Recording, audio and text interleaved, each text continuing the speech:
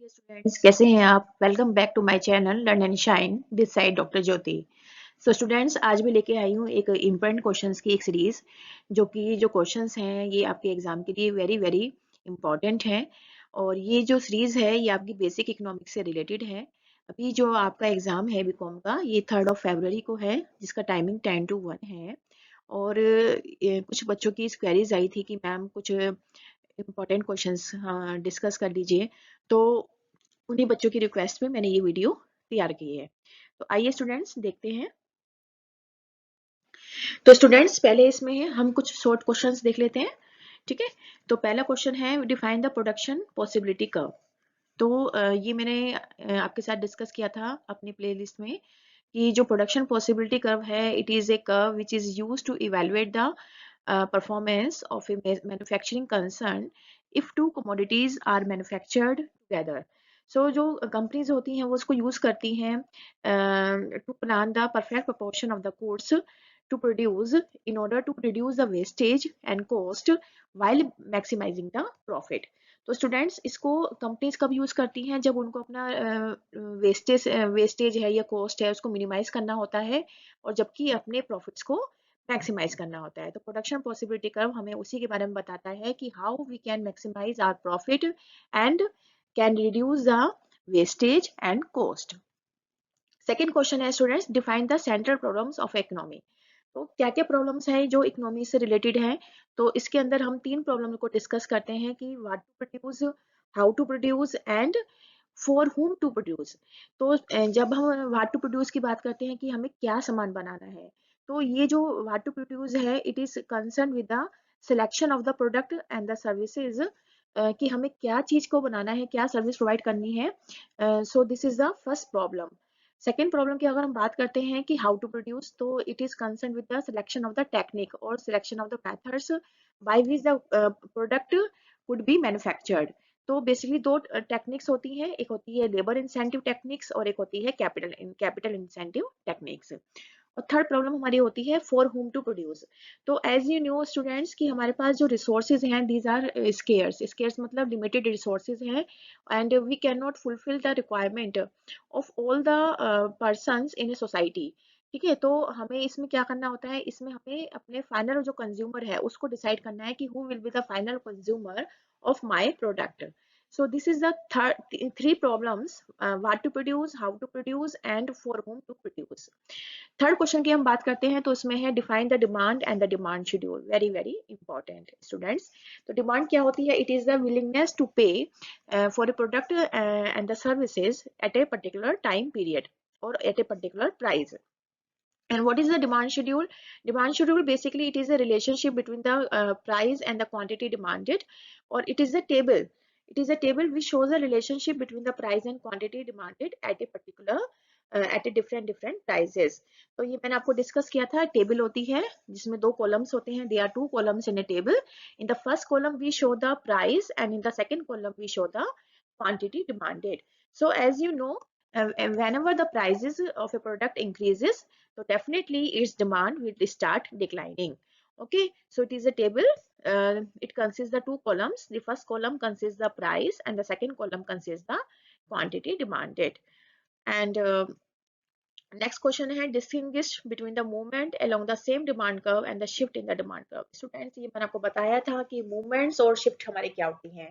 तो movements हमारे क्या होते हैं? movements हमारे होते हैं when there is a change in the demand due to the price change.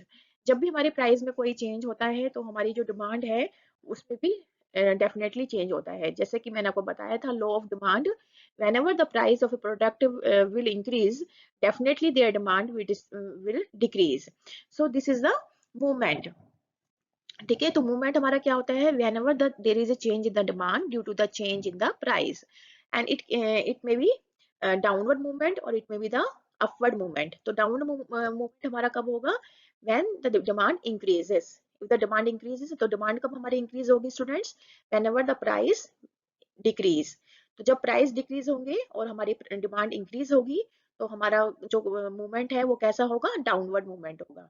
Demand curve हमारा कैसा होगा, डाउनवर्ड मूवमेंट करेगा। और अपवर्ड मूवमेंट कब होगा स्टूडेंट्स, अपवर्ड मूवमेंट हमारा जब तब होगा जब डिमांड हमारी डिक्रीज होती है। तो डिक्रीज कब होगी डिमांड हमारी, जब हमारे प्राइस क्या करेंगे, इंक्रीज होंगे। ठीक है, तो स्टूडेंट्स मूवमेंट हमारा क्या है, मूवमेंट हमारा होता है जब डिमांड में चेंजेस होते हैं due to the change in price, and it can be two types, upward and downward. Upward हमारा क्या होगा, जब हमारी डिमांड में क्या हो रही है, डिमांड हमारी डिक्रीज हो रही है। और डाउनवर्ड कब होगा, जब हमारी डिमांड क्या हो रही है, इंक्रीज हो रही है।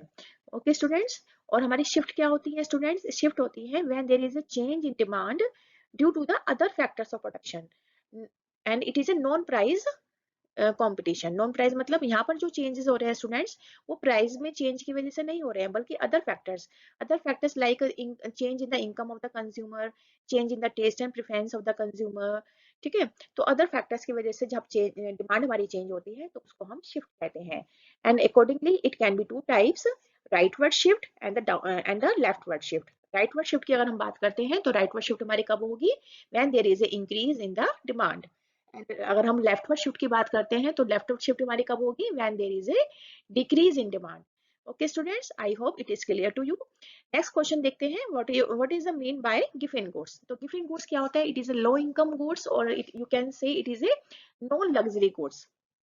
ठीक है, और इसमें क्या होता है, whenever the prices of these goods increases, their demand accordingly increases, and whenever the price of these goods decreases, the demand of these goods decreases. Okay, so example है इसका wheat, rice, bread, etc. Next question है question number 6, state the factors which determine the elasticity of demand. So elasticity, what do you mean by elasticity of demand? It is the responsiveness. It is a responsiveness of the change in demand due to the change in all the factors of production. ठीक है, तो changes जो हमारी demand जो change होती है वो किसी भी फैक्टर की वजह से हो सकती है। अगर वो प्राइस की वजह से चेंज हो रही है तो it is known as a price elasticity of demand. And if the अगर हमारे जो डिमांड में चेंज हो रहा है अगर इनकम की वजह से हो रहा है, it is known as a income elasticity of demand. और कौन कौन से फैक्टर्स ऐसे हैं जो हमारी इलास्टिसिटी ऑफ डिमांड को इफेक्ट करते हैं, तो ये भी मैं आपको डिस्कस कर चुकी हूँ। इस क्वेश्चन को भी आप अच्छे से देख लीजिएगा। नेक्स्ट क्वेश्चन है question number 7, right A short note on price elasticity of demand. Students, मैंने अभी आपको बताया है कि प्राइस इलास्टिसिटी ऑफ डिमांड क्या होती है, whenever there is a change in demand due to the change in price, it is known as a price elasticity of demand. इसको मेजरमेंट करने के स्टूडेंट्स बहुत सारे तरीके होते हैं, परसेंटेज मेथड्स होता है, आउटले मेथड होता है, और हमारा परसेंटेज, आउटले और प्रोपोर्शनेट मेथड होता है। ठीक है, तो स्टूडेंट्स इसको भी आप देख करके जाइएगा। उसके बाद है students question number 8, what do you mean by production function, distinguish between the short run and long run production function.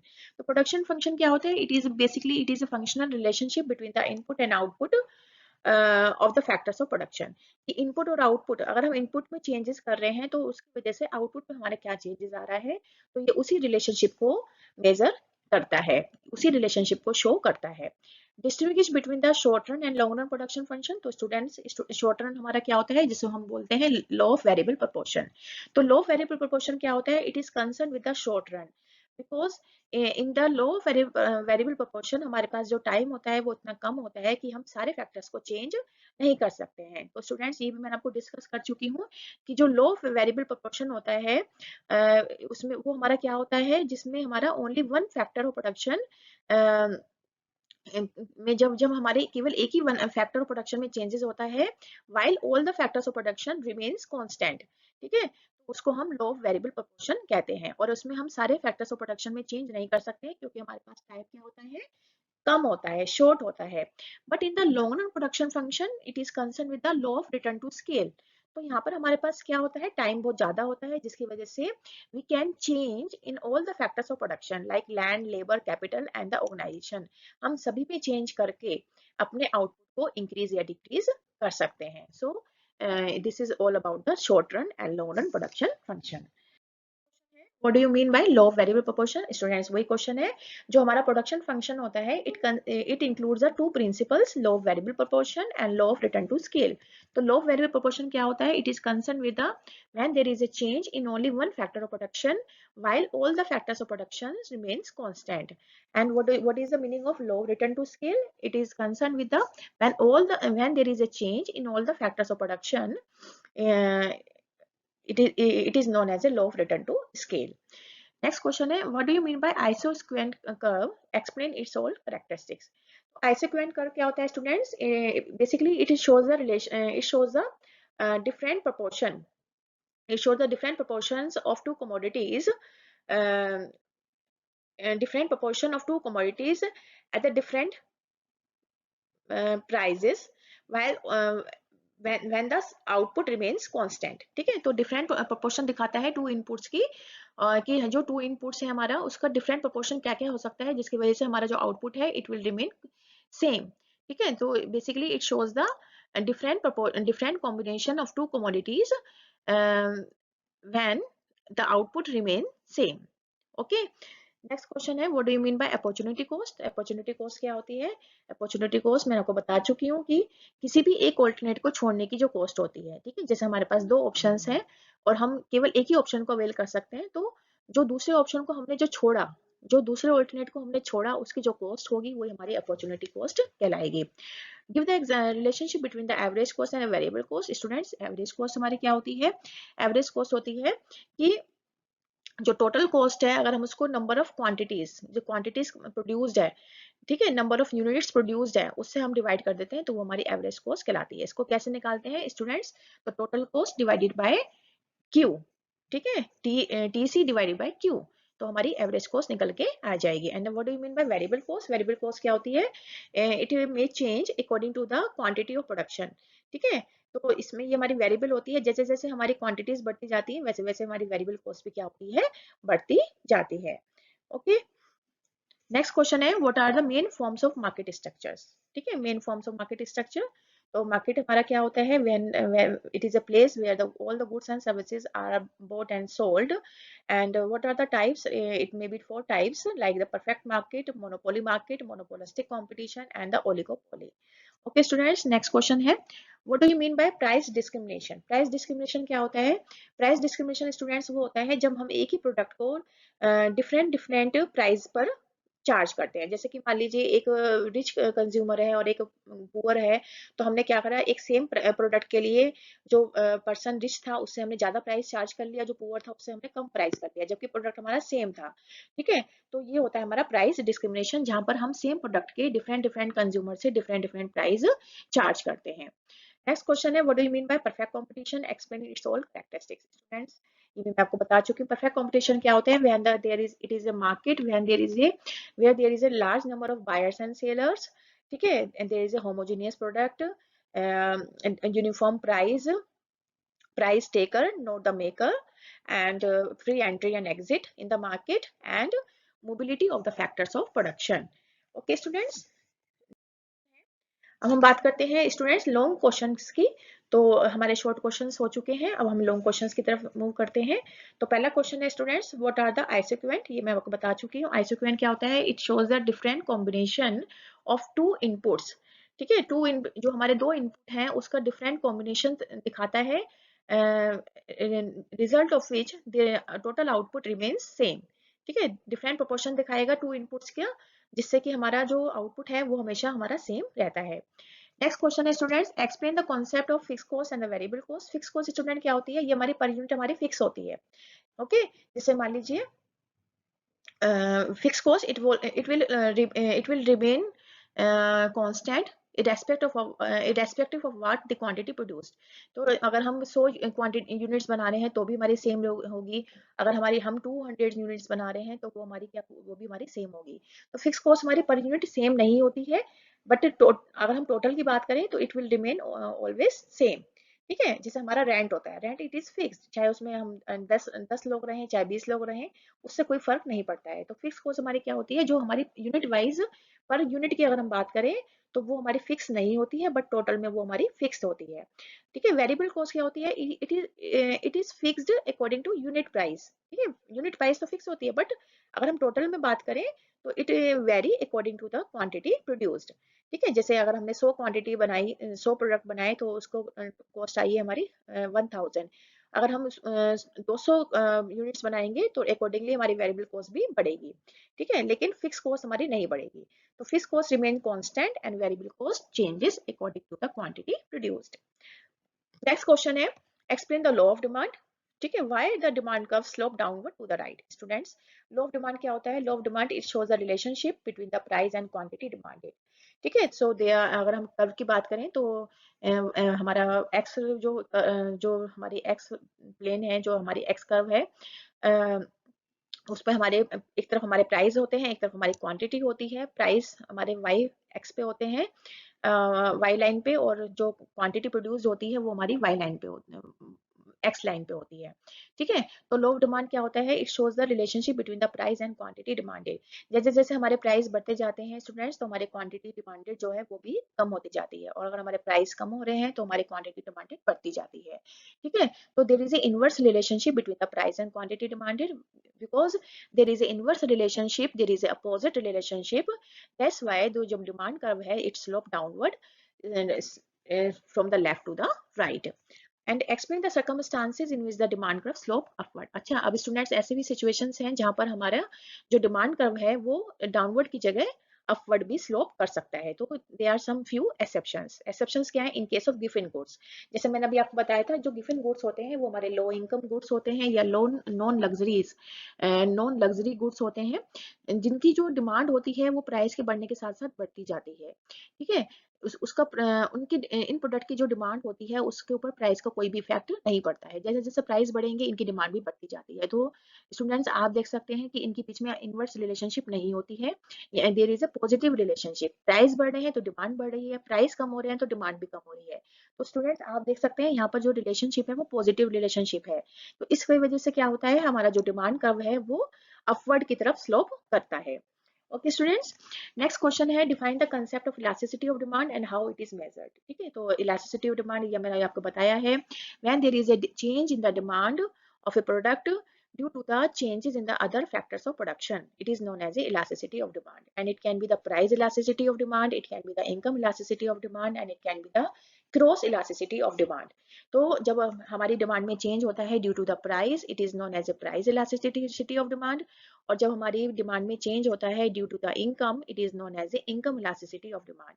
उसको हम कैसे कैसे निकालते हैं? इसमें परसेंटेज मेथड्स होता है स्टूडेंट्स, प्रोपोर्शनेट मेथड्स होता है, और हमारा आउटले मेथड होता है। ठीक है, तो उसका अगर हम फॉर्मूले की बात करें तो percentage change in quantity demanded divided by percentage change in price.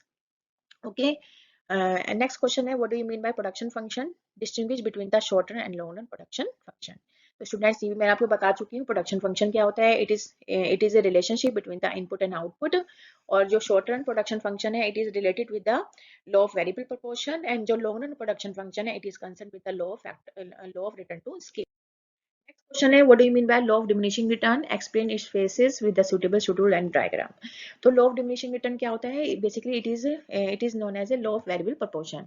जब भी हम किसी प्रोडक्ट की क्वांटिटी को एक ही फैक्टर की क्वांटिटी को बार बार बढ़ाते जाते हैं तो एक पॉइंट वो आ जाता है जहां पर हमें जो रिटर्न्स हैं वो नेगेटिव मिलने शुरू हो जाते हैं।